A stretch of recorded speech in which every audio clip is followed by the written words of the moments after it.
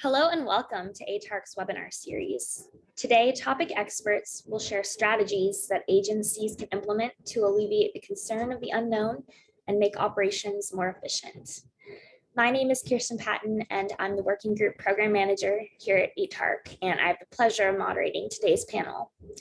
Edtaig stands for the Advanced Technology Academic Research Center, and we are a nonprofit that facilitates collaboration between government, industry, and academia in order to accelerate technology modernization initiatives. We provide ongoing opportunities for cross-agency collaboration through on-site interaction, learning, and market research. I'd like to welcome all of our attendees and a special thanks to Team Dark, Simone Woodward, and the rest of the Ping Identity team. This afternoon, we are going to hear from our panelists, followed by a Q&A where we will pop in a few poll questions and then answer yours. Before we begin, I just want to encourage you to please submit those questions of your own in the Q&A section of this platform, and also answer the poll questions in order to ensure that you receive your CPE credit. And now I would like if our panelists could please come on camera, and we'll begin with introductions. Starting with John Pretz, please. Hey, good afternoon. This is John Pretz. I work for the PEO EIS Army.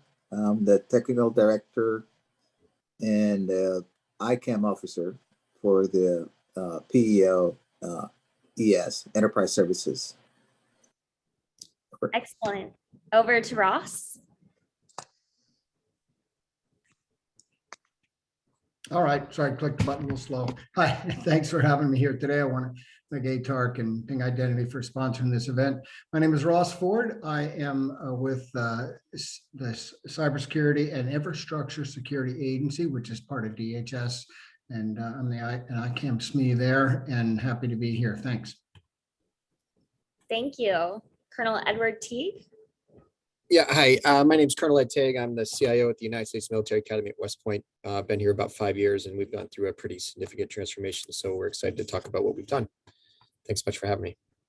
Thank you. And over to Ken Myers. Hey, good afternoon, everyone. My name is Ken Myers. I'm in the General Services Administration, Office of Government-Wide Policy, as the Chief Federal ICAM Architect. So our mission in the Office of Government-Wide Policy is ensuring that federal executive branch agencies are implementing the most efficient management practices. And I'm really excited to talk about ICAM today. Thank you. And I see we have an audience question that came through already about the polls. So Mary, to answer your question, we'll be popping them up as we go. And maybe we'll go ahead and pop the first one up actually to get things going. But yeah, make sure that you answer them in order to receive your CPE credit for today. So poll number one, how would you categorize a split within your agency between employees reporting into a physical office versus remote employees? So take a moment to answer that, whether everyone in your office is currently remote or 75%, 50, 25%, or completely remote. And I'm sure we'll be talking a lot about that today. To kick us off, oh, I'm sorry, Candace, we forgot your intro. Please go ahead. No problem. So thank you all for joining. I'm Candace Worley, Chief Product Officer for Ping Identity. Thank you, Candace. And I was actually going to start off with you in the first question. How can government agencies implement an effective identity security model? So maybe just to break that down, where should they first start? Yeah, so certainly I think a lot of organizations are already in a zero trust kind of process, whether that's state, local, or federal government. I think many are looking at zero trust, this idea that you trust nothing. And so everything is suspect. And I think, starting with zero trust, especially as it relates to their workforce and remote workforce specifically, is a great initial kind of point. I think where identity plays a role in zero trust is really around authentication and authorization. Obviously, as we think about identity is really about enabling the right individuals to access the right resources at the right time and for the right reason. And when we think about zero trust, making sure that we're not only authenticating those individuals, verifying and authenticating individuals at first point of access, but also in a continuous process is critically important. And I think, authentication has kind of been the cornerstone of identity historically. I think authorization is becoming equally important from a forward-looking identity perspective, especially as it relates to zero trust. I'm not sure you can get zero trust without authorization. In that, authorization allows you to continually monitor whether or not individuals, once they're in an app, are doing the things they're supposed to, that they have the right to do, et cetera, within that app. And then obviously setting policies to allow you to monitor what they're doing, what data they're accessing, et cetera. And where you see, we might say, anomalous behavior or policy violations, then requiring a step up in authorization, a step up like MFA or something like that, to make sure that the person you originally authenticated is still the person sitting at the keyboard. So I think, that whole kind of moving from authentication as the cornerstone to authentication and authorization in concert are going to be critically important for organizations, especially as we continue with remote workforce. I just don't see remote workforce going away anytime soon. I think we're going to continue with at minimum a hybrid model for a while. Yeah, certainly. It looks like based on the results of the polls, about 75% was the majority of folks who are working remotely currently. So absolutely hybrid. Colonel, how about you? The same question. What would you say to folks beginning to implement an effective identity security model? Yeah, so we approach it a little bit more, with respect to the technology, everything that Candace said and then some, right? So ZTA certainly has to reflect your environment, right? ZTA, there is no, the problem with ZTA, right, is once you decide to implement it, you have to decide to implement it, which is its own reward. But once you've kind of looked at what your, I'll talk Army, what your mission is, I think if you tailor it to your mission, it makes sense. So I have 31,000 customers. I have 4,400 of them are cadets, young, enterprising men and women that are happy to use your network for anything you didn't think of. We also have a preparatory school, Division I athletics program, 146 clubs, cadets arrayed around the world, and faculty and staff. So we made a transition a couple of years ago to go really kind of platform and network agnostic, and to set the system up as best we could to do that. We could not have done that without effective identity management. We also, though, brought in the fact that there's a culture of remediation. So as we go platform and network agnostic, of course, I need to know the other legs of ZTA, which is what device you're on, what network you're on, what your identity and roles are. But then other piece, when you talked about the anomalous behavior, right? We'll have somebody hit us from Thailand, and then 10 minutes later, they'll be in Bahrain or something, right? So you kind of tie those four legs together to get yourself across the finish line. But I have to enable 46 different academic majors, 800 faculty, research that's happening with our peers on the military and our non-military side as we, aspire to be one of the top academic programs in the United States. And so really, again, we'll talk a lot of technology here today, but I think you wrap yourself around what needs done, and then you enable that with ICAM. And we've, I think, been pretty successful. We have you use typically multi-factor authentication and have a collaborative environment that allows you actually to remediate yourself in the event that you get into a little bit of trouble. So if you're in Bahrain, we can square you away. Thank you. Any other additional comments from the panelists before we continue on?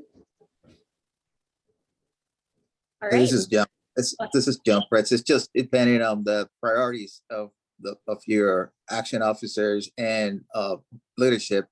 What do you want to do first with ICAM? It's not right or wrong of what step to take, but we have to make sure that we do it the right way based on industry standards, and make sure that everything's in place to make sure it's secure on the network.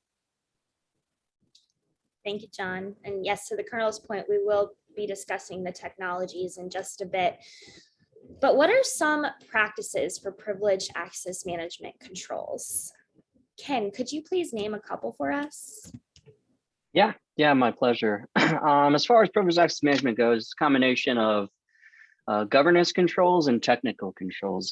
So one of the first governance controls is identifying who are your privileged users. And that could be both logical users, so people accessing a system, or even things accessing a system, but also people who have access to physical areas. So it's identifying the individuals that have that elevated access and then applying controls around it.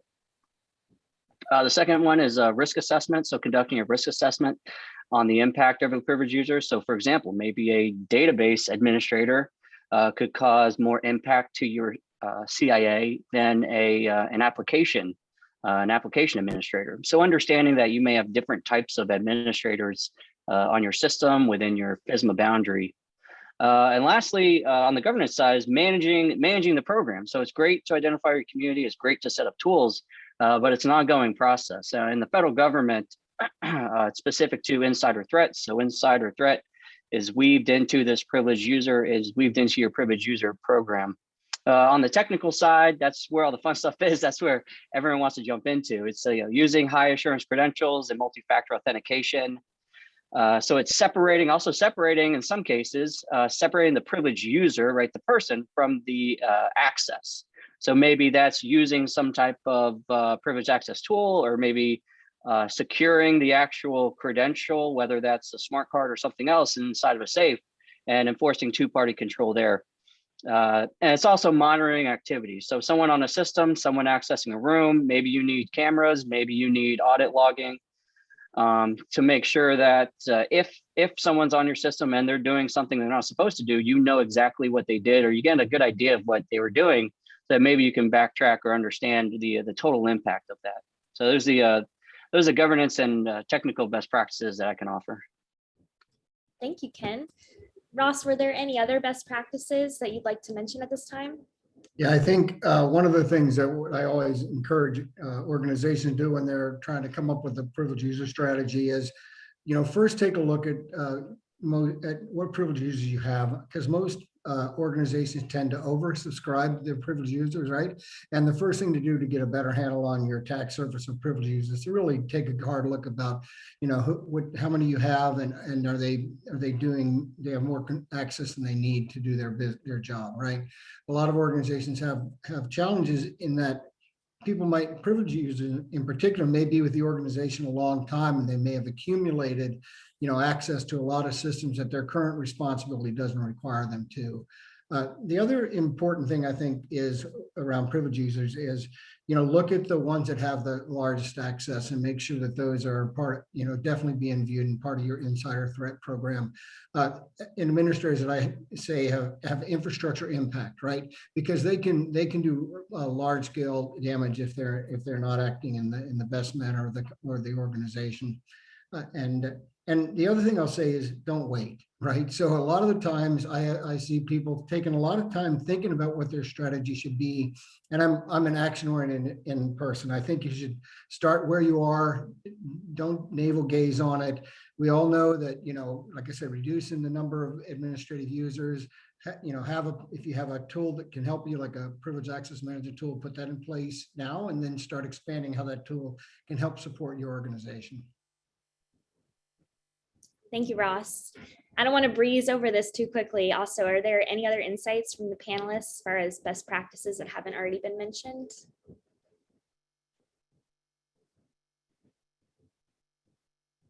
All right, moving on then. We'll talk about emerging technologies, starting with John. Maybe you can kick us off here, but what emerging technologies do you see strengthening identity management within the federal government? I think the first one is going to be IGA technology, where we try to have some type of governance infrastructure and control what applications and access management the user can log in, have access to, and have some type of audit to make sure that someone within the structure is managing those applications and have some type of process to the provision and provision users. That's what we need to make sure that we are moving to an automated environment within ICAM, and introducing RPAs and MPs devices, that there has to be some type of governance for those solutions that we implemented within the network. that's what we have, and including PAM, we have to include some type of level of admin rights, but not every admin person needs access to all the entire network. Thank you. And Colonel Teague, do you have additional insights on the emerging technologies used to strengthen IDM? Yeah, really what it is, it's the ability to actually share credentials between applications, right? If we're talking specifically technical stuff, there are multiple ways to do authentication, whether with a device or through software or through a personal device that you put it on. But more and more, we're able to actually do ICAM across an environment which is not vendor pure, right? And what that allows you to do is to extend to all the other discussion that we've already had when we talk about logging and who accessed what, when, and where. So it gives you some forensic capability, but also gives you some security to know that you don't have to jump through a bunch of other hoops to get folks into stuff that is, a critical part of your environment. That's really kind of reflects the DevSecOps piece, where you're thinking about it as you're either developing it or as you're implementing it. Thank you.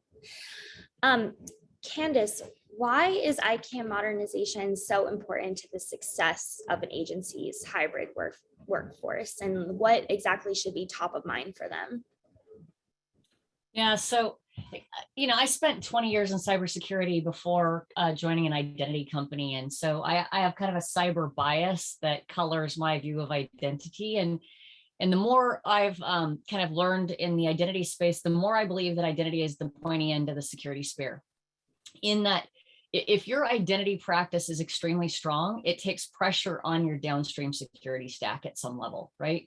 If your identity stack is weak, then your hope should be that your security stack is as bulletproof as possible. And not that you don't want that anyway, but boy, if your identity system is weak, you better hope that the rest of the security stack stands up, because you kind of left the front door open, or at least you left it unlocked.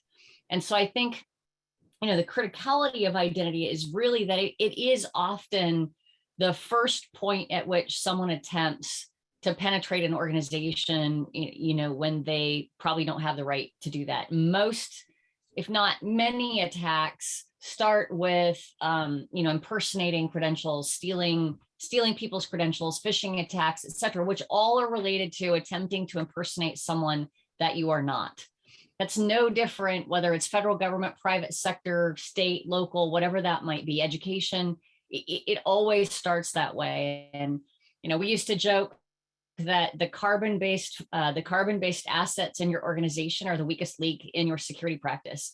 And that applies to identity as well, because those are the people that click on the link, give their information, and end up, potentially causing a breach of your infrastructure and your resources.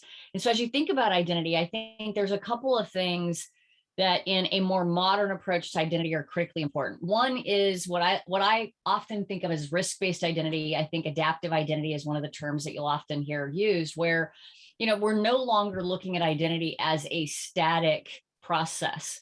We have to start looking at it as a dynamic process. And that cuts across whether it's multi-factor authentication, authorization, fraud, risk, verification, whatever stage of the user journey you're in, you need adaptive capabilities there that look not only at the initial point of access, but continue to monitor the behavior of individuals such that if that behavior indicates there may be something dodgy going on, you're rechecking and re-authenticating, requesting them to, hey, I'm going to send you an SMS. You need to verify you still are who you say you are. So I think that adaptive identity is critical to kind of a modern identity practice. I think the second thing that I'm hearing a lot is just really around user experience. And user experience is maybe a bit of a misnomer. The reality is that if a user experience, whether an employee or a citizen or a customer, if you're in the private sector, if they find the identity process onerous, they will do their best to circumvent it. Colonel Teague talked about how he has students who will always try to do anything on the network, right? Well, I think employees are often no different than students. If a identity practice or an identity process is difficult and painful, they will do their best to get around it and not have to deal with that in the future. And so creating identity workflows that create a streamlined or frictionless experience for the end user, whether that end user is an employee, a citizen, or a customer, I think is a critical part of ensuring the success of your identity practice. And that can be done through things like, orchestrating workflows so that you can do A/B testing ahead of time, make sure that it works the way it's supposed to work, make sure it feels as seamless as it can possibly feel. But I think those are two of the elements that I would call out. And I already talked about authorization as an area that I think is pretty critical to a modern identity practice. So those would be the three: adaptive identity, user experience, really focused kind of on streamlining the workflows associated with the end user experience, and then authorization. Thank you, Candace. And Ken, I was going to turn it over to you next. Is there anything else top of mind when it comes to ICAM modernization, the success within an agency's hybrid workforce that you'd like to mention? Yeah. So I'll tie this into the previous question in emerging technology, right? So there's emerging technology, and then maybe there's like emerging technology that the government is able to adopt, right? And I think from a hybrid workforce perspective, and specifically like identity technology that the government's ready to adopt, I mean, remote is right there. So it's really, when COVID hit, now it's been almost 2 years when everyone started going remote. And I think a lot of agencies are really looking at beyond how can we deliver our mission services remotely. This is no longer a temporary thing. So what is how can we deliver our services remotely, whether that is instead of having to go in to do an identity proofing, what secure remote identity proofing processes can we adopt now? So on that line, I mean, Candace, I love that you mentioned customer experience. And customer in the government context, it could mean a citizen, it could mean an employee. So as part of our ICAM modernization, how can we help our employees do their work better? That could be, broadening our talent pool. It could be adopting platforms so then we can do stuff like adaptive authentication or leveraging more types of authenticators that work in more situations. So and using that ICAM tagline, it's how an agency collects, verifies, and manages the identity information that employees can use to access their information. But more so on the ICAM modernization side, it's the government being able to adopt platforms to leverage more of those forward-looking, mature identity processes. Thank you, Ken. And John, I don't want to leave you out of this. Did you have additional insights as well? What I have been doing for the past 2 years, we developed MFA capabilities to support the hybrid workforce, where we're trying to use a mobile app connect that we created so we can bring your own personal device so that the training population can use their own personal device and use the app so we can access those training sites that need to be working with. And we also have additional tokens that they can use without having to use the CAC. So it's like the previous panel discussed. It's the priorities and how you implement it is the way to go with those new ideas and modernization that we have with the technology. Thank you, John. And we'll just take a quick break right here and pop up our second poll question for today, another one related to remote work. This poll question states, do you believe your agency will maintain its current level of remote work for the long term? Your options to answer are yes, no, / eventually most employees will work in a physical office again, or you are unsure. So please take a moment to respond to that poll question. And we also had an audience question come through, so I want to make sure that we answer this. I'll go ahead and read it. As we adapt new identity software, how are we securing that software? Are there any other software security solutions besides CodeLock that notify you of a breach on day one? So please take a moment to consider this audience question. And whoever would like to come off mute and answer that one, the floor is all yours.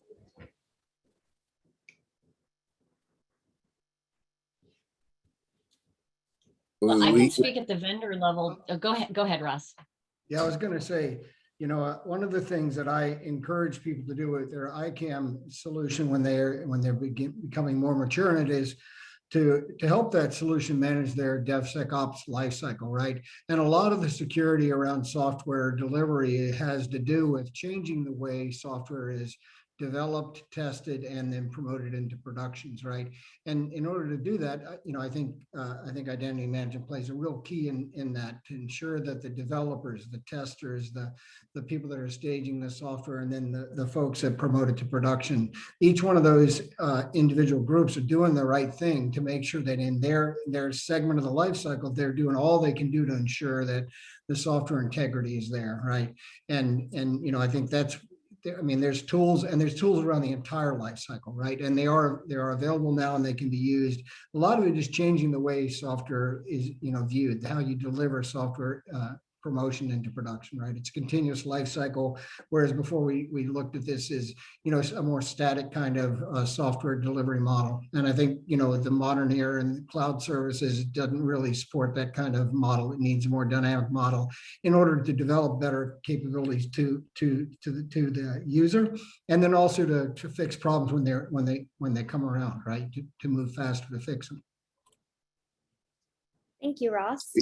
We'll go to John and then Candace. Yeah, we also using containers to secure the data, and also make sure we protect the integrity of that software. Those containers, and you can move stuff around, so we can make sure that it's secure when you in the cloud. So that's one of the technology that is out there too, that a lot of ICAM people are using right now. Or thank you. And then Candace.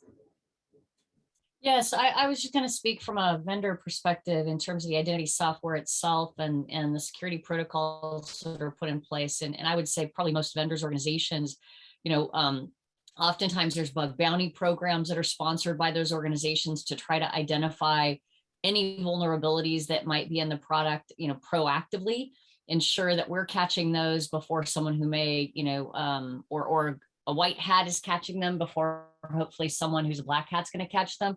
We also obviously have significant controls around source code, where that source code stored, who can access it, those kinds of things. So really, putting as many controls in place around the software development process to ensure the integrity of that software prior to its release. Thank you, Candace. And let's go ahead and pop up our third and final poll question. Great audience question, by the way. Please submit them if you would like. Poll question number 3, what is your greatest struggle with supporting your hybrid workforce today? This could include providing dependable access to required resources, establishing secure access to required resources, managing permissions for what individuals can or cannot access, as well as gaining visibility into how users are interacting with corporate resources or other. Would any of the panelists like to answer which one that they would have chosen? I don't know if we have the ability to vote or not. It looks like we don't, but if you were going to respond to this, John, what would your response have been? I think it's more on the culture change that we are trying to adapt to this environment right now, and people trying to figure out how to use this, any type of tools within their boxes. So it is more how they accept these changes more than the actual technology. Any technology is good. It's just the people behind it, the boxes are the one that have to deal with those changes and accepting what is out there and what is provided, so they can continue their workload, the everyday workload. That's more than an actual technology. Mm-hmm. Ross, do you feel similarly? Yeah, I think, at that panel, the poll was interesting because there's a bunch of different, aspects that are people on people's minds. I think, gaining secure access, ensuring that, remember, we had people getting on a VPN to get resource access before, and that's changing quite quite a bit, right? So using modern technology now to access those internal resources where they still reside is a challenge. And I think having better comfort in how to access those resources that are now cloud-based, which there's a lot more of them, right? And a lot of our business had to change the way they're accessing their services because they needed to have cloud services in order to continue to do business. So making sure that everybody gets the right access is a real challenge, and understanding, who should have access to what systems is more important as we're in this hybrid work environment, right? And Candace, from the industry side, is that typically what you see as, the greatest struggle when it comes to supporting a hybrid workforce? Yeah, I certainly think there are two things. I agree with the cultural one. I think whenever there's a student body left, so to speak, in how companies have to function and people have to work, the cultural implications associated with that change often have a bigger impact on the success or failure of kind of the new process. So I completely agree with John that the cultural pieces of it are probably underrated. I think of the ones in the question, the ones I've heard the most are really establishing secure access to required resources, because there are definitely resources that historically you would not have wanted someone accessing remotely. And certainly that's true in certain sectors of the federal government without question. And so I think, how do I suddenly go from everybody has to be in the office to everybody has to be at home, but they still need to do the same job?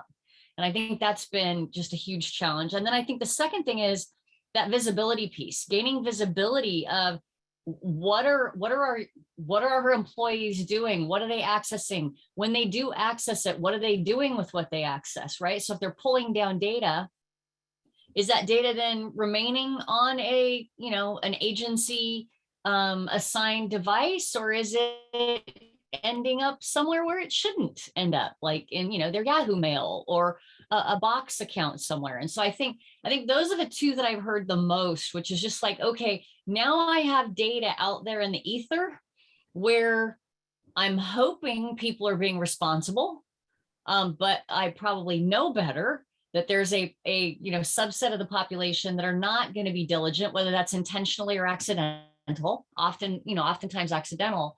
And I think it's not just the how do I enable the access, it's then how do I gain visibility of whether or not what people are doing with that access is appropriate. Thank you. Thank you for those insights. Any of the other panelists like to respond before we move on?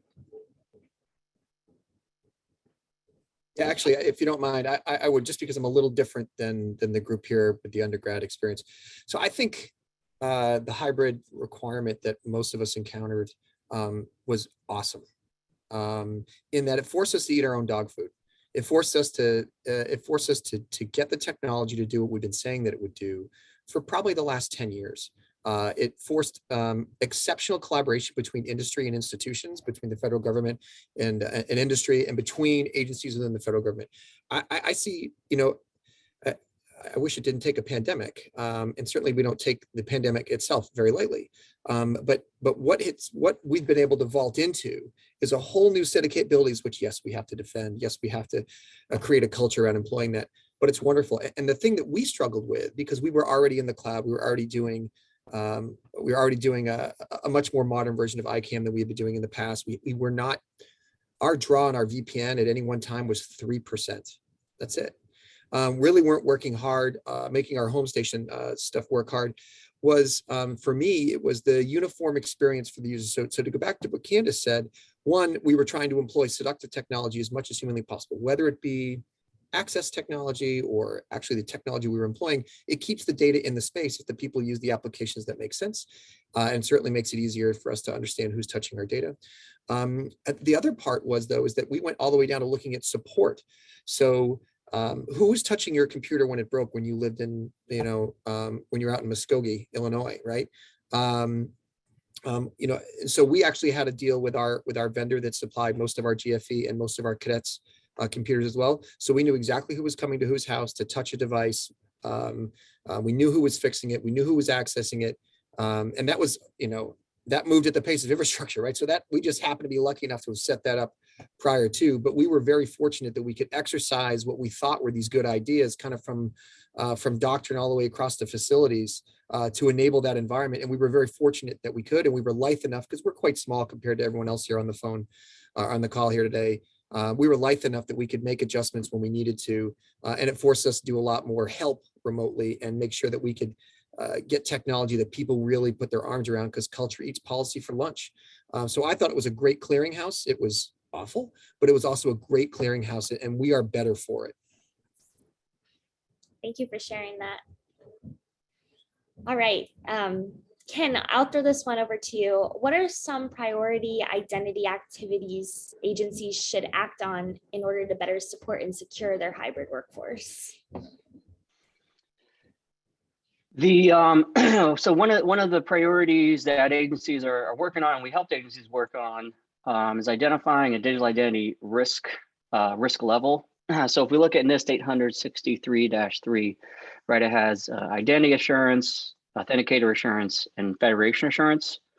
And to help agencies implement that, the ICAM subcommittee wrote a playbook, kind of breaking it down in a plain language, not specifically designed for ICAM people, but more for application owners and business owners to understand and assess the risk. And what I mean there is, you look at individual users, you look at what they're doing on your system, and what is the worst that could happen if that account becomes compromised. So once you have a frame of what the risk is, and then you can line that back up to one of the assurance levels outlined in NIST 800-63-3. And it works for both your citizen-facing applications, which is the primary audience for it, but also on the workforce side. So it will help you assess the risk between a level 2 or 3 from a workforce use case. From a citizen use case, it will help you differentiate between usually a 1 to 2. I mean, it'll help you across all 3, but typical citizen use cases are on the lower levels, while the workforce identities are on the upper level. And actually, so that playbook is available on idmanagement.gov. If the acronym we use is DIRA, D-I-R-A, Digital Identity Risk Assessment. And if you have any questions, you can feel free to reach out to our office as well. Thank you, Ken. And John, over to you on the same question. What are some priority identity activities your agency's been focusing on? Yeah, right now we're working on IGA and data synchronization and custom views to make sure that all the personnel accessing any type of data get the exact amount of access that they need to have. Like I said before, we don't need to have a person having full access, leaving an agency, continue having that access. We have to have some type of provisioning and deprovisioning process in order to limit those access once the person leaving any type of agency. That's what we're working right now. Also, the data synchronization, where we're working with other agencies with Active Directories, make sure they have a custom view when they go off, get deployed and come back, to try to have that synchronization within the directory.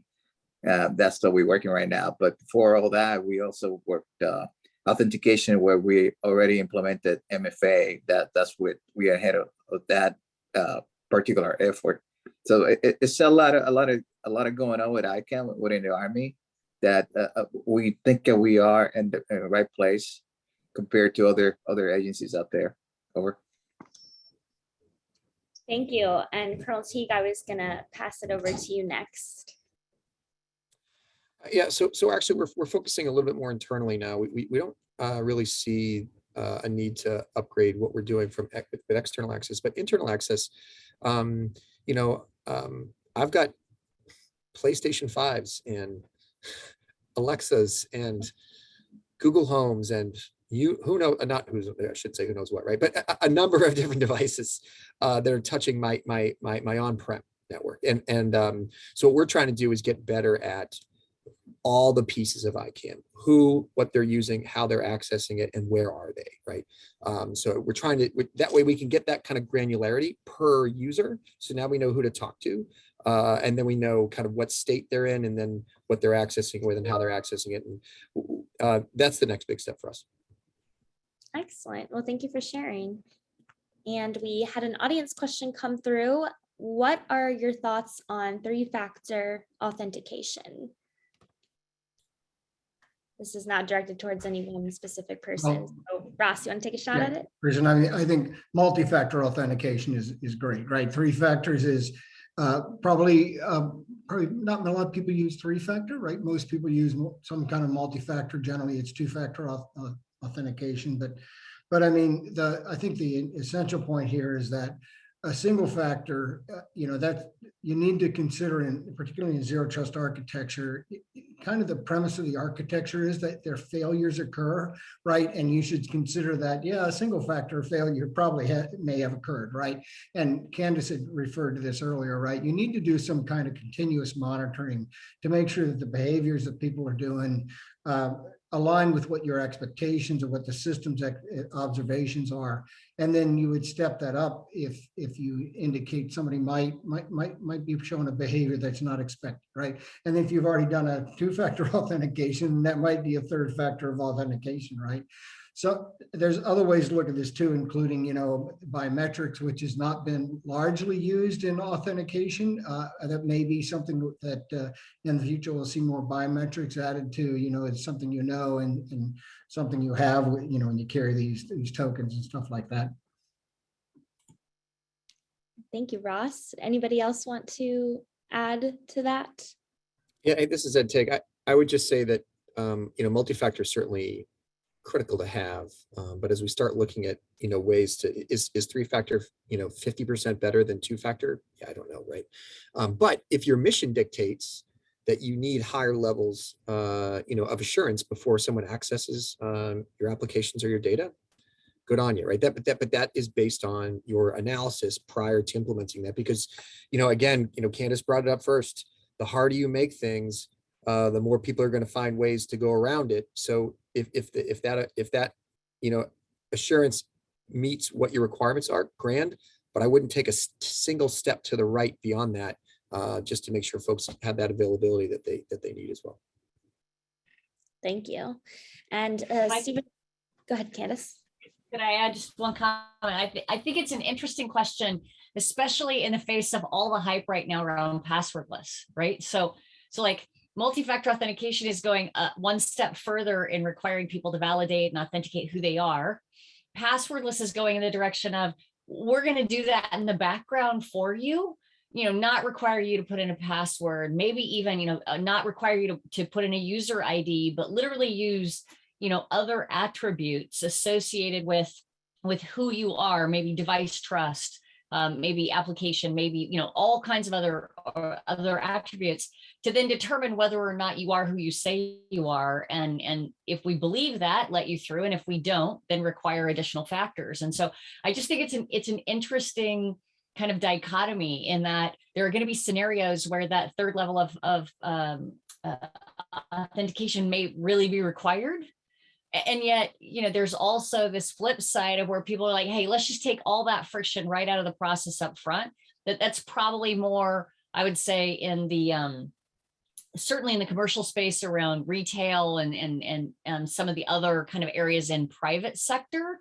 But again, it goes back to that, the harder you make things, the more people try to circumvent them. And so if we can, in the background, leverage technology to determine identity, and take some of those factors out of the mix, the overall identity practice will probably be stronger as a result.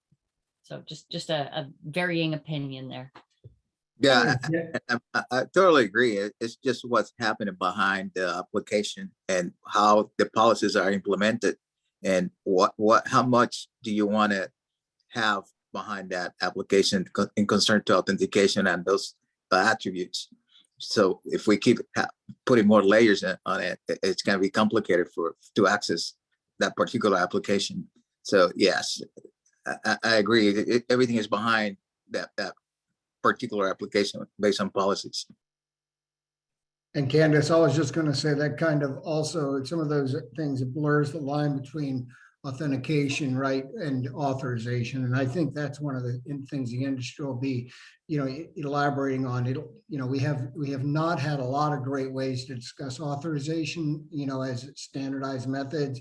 I think that's one of the things the industry will be, really focusing on in the future, about how do you take risk evaluations and put that into the authorization model, right? Which is how we'll continuously evaluate the activity the individual's doing. Absolutely. So Candace, how would you respond to Stephen Bryant's question about how can you verify intent without knowledge-based input? So let me pop that open. I think it was in reference to the previous statement that you had made. Yeah, so just in terms of, if it's an unknown user, how are you going to determine intent? Yeah. I'm guessing that's it. And so it really goes back to technologies that are leveraging things like AI and ML to track behavior, to track the attributes associated with any interaction prior to you knowing who that might be. Certainly in the consumer space, you often have people coming to a website that are now engaging with your website. And this would, I think, be the case in citizens as well. You might have somebody engaging with a government website that hasn't registered or logged in yet. You don't know who they are, and yet they may be asking to access resources, et cetera. And so figuring out, is this a device that we've seen before?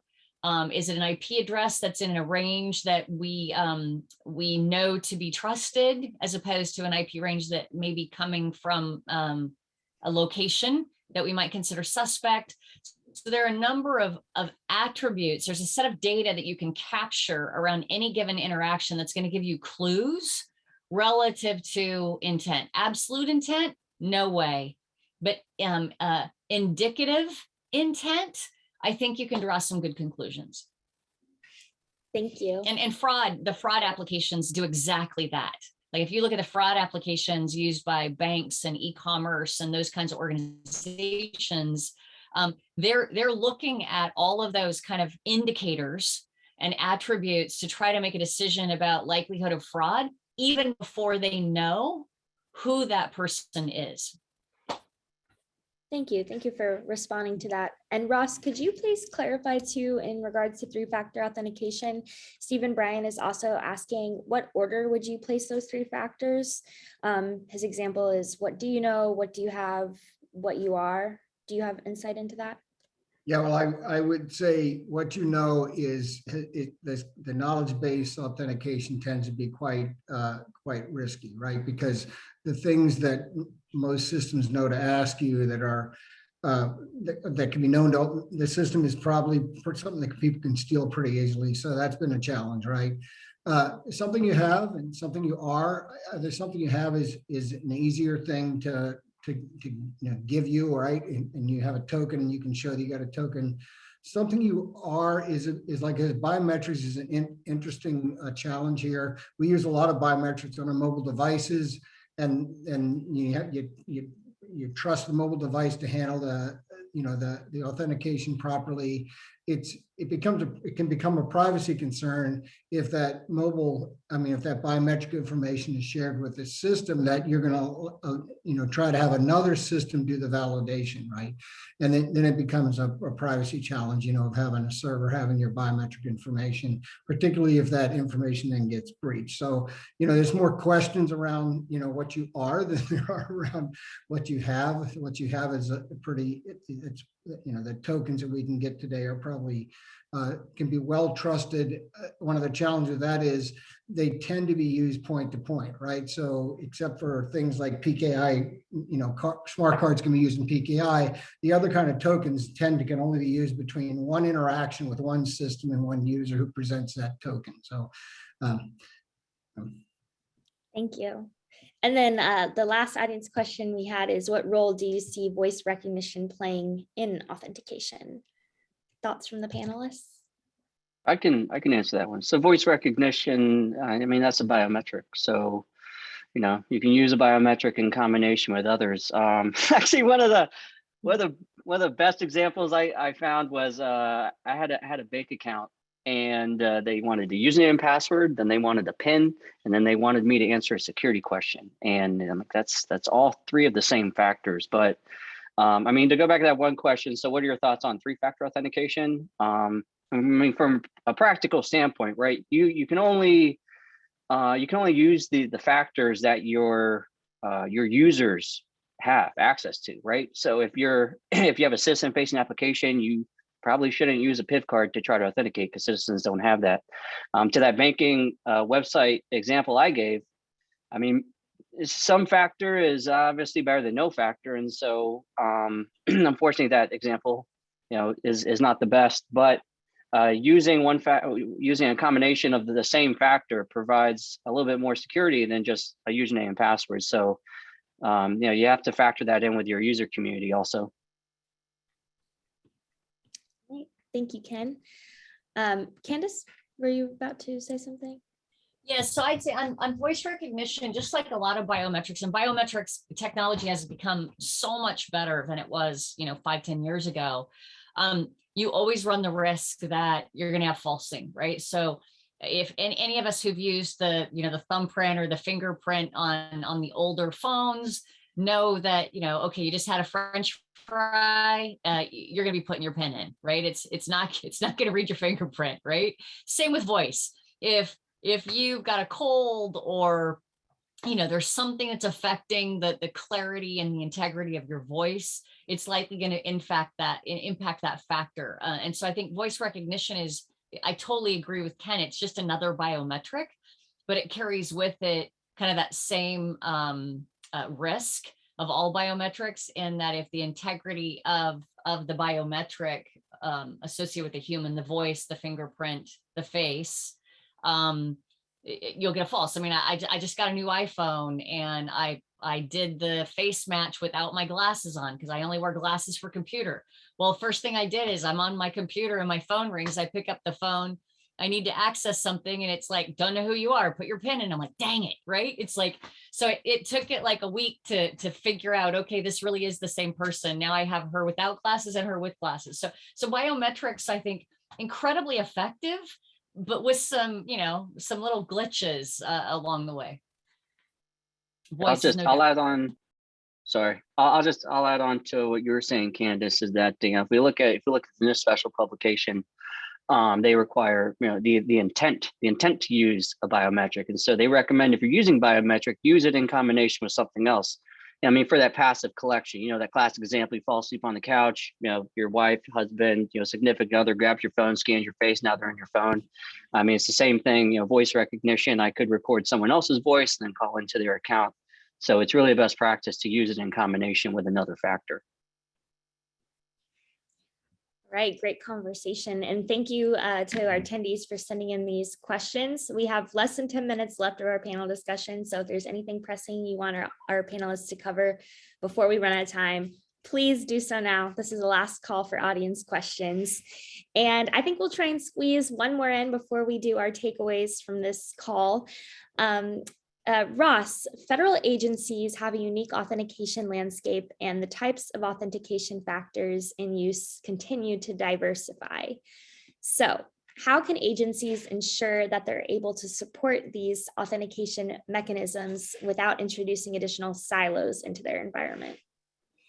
Yeah, I'm really bullish on the silo reduction around the identity space, right? We talked about identity governance, and agencies should be able to come up with an identity repository for the people that they manage, whether it's their employees or whether the contractors, which don't necessarily be in the same management method, and then the citizens and the other partners that they interact with. Managing the identities at an enterprise level for an agency or an organization is really very important, because then you can use that identity in different authentication regimes, right? You may have a single sign-on capability that you use with a certain product vendor, a cloud provider, and a different one for a different cloud provider, right? But if you have a single identity, source of identity, then you can do that seamlessly with those two different areas. The authentications may be different and the authenticator types will be different, but the identities that underlie that authentication regime are going to be the same. And that's going to give you the best visibility into, the people in your organization, the behaviors they have, and you then can actually correlate across those different, those different disparate identity stores that the authentication services that you're using to enable people to get access to your environment. I mean, it's always better to try to minimize the silos, but you can't go from A to B, A to Z quickly, right? You have to consolidate those services, and I think it'll be a journey to get down to where we have a single authentication mechanism that supports all the different applications, both on-premise and cloud, the different methods of using authentication. It's going to be kind of varied for most organizations for some time. Thank you, Ross. Additional insights or comments? Yeah, it is also to have an attribute dictionary and make sure that all the agencies agree to on that dictionary, so we can have at least a baseline of what attributes they need for each of those agencies utilizing the identity services. Based on that, on the sources that the identity stores is collecting that data. So having an attribute dictionary is helpful as a baseline, so everyone can use that baseline for any other applications that they try to implement with utilizing that particular directory. Thank you, John. All right, we are coming to the conclusion of our panel. So I want to go around and in a minute or less, please share your takeaway from today's discussion. So whether it be something you learned, something you found interesting, or something that you really want to hammer home to our audience for them to take back to their own agencies. Let's start with Colonel Teague, please.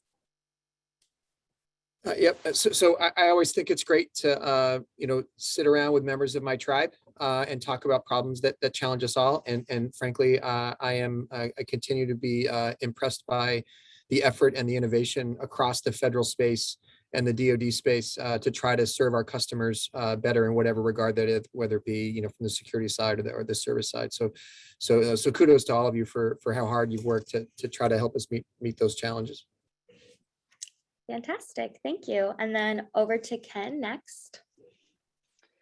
I'll just echo what Colonel T was saying. I mean, it's a government-wide collaboration, whether that's two agencies working together, whether that's like the ICAM subcommittee as a working group for agencies to get together, or it's maybe even participating, with ATARC and getting a little bit public-private partnership knowledge sharing going. But it's everyone seems we all facing the same challenges, but we all run off and try to figure it out on our own. We could all figure it out together. Absolutely, thank you. And then over to Ross next. Sure. I try to help people to understand that as they're making their zero trust journey, most organizations can continue to improve their identity and access management capabilities. They'll find that it is a good place to continue on your zero trust journey, and you'll be combining your identity capabilities with other parts of the other pillars within the zero trust architecture, right? Devices and then applications and data pillars. They all rely in some form on your identity and access management capability. So you're always well versed to accelerate that capability in order to meet your zero trust goals. Thank you, Ross. And I feel like I need a plug too. We have an identity management working group, which Ross is on with Cheryl Jenkins at GSA. So for those government industry, you're welcome to come participate as we produce some really great deliverables. So please reach out to me or ATARC if you want to get looped into that. And then John, let's hear from you next. Yeah, it's all about communication and address what you're doing to enhance ICAM, identity access management and authorizations within the zero trust journey. It's just have to have some type of communications with your customers so we can collect those gaps and requirements in order to come out with a solution and everyone have what they need in order to bring that service and have an adequate service for those particular customers that you have. So, Thank you. And Candace, we will end with you on your wrap up. Thank you. So I think what's interesting is zero trust is inherently about trusting nothing. And yet identity is all about trust. It's all about determining trust, understanding, who you're letting access what. And ultimately, identity is at the heart of enabling a remote workforce to securely, most importantly, securely accesses the resources they need to get their job done. Whether that's, securely in the context of protecting their information or securely in the context of ensuring the integrity and security of the organization.